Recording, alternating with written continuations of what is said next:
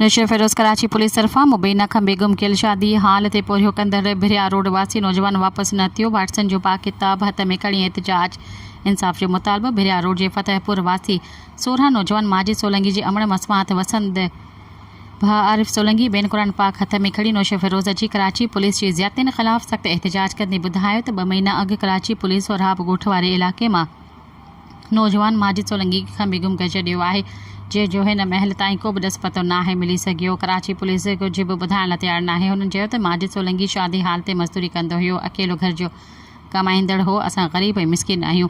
माजिद सोलंगी जो कंहिं बि तंज़ीम सां को वास्तो नाहे। हाणे फ़ाक़ाकशी ते मजबूर आहियूं, को बि तदारुक नथो थिए।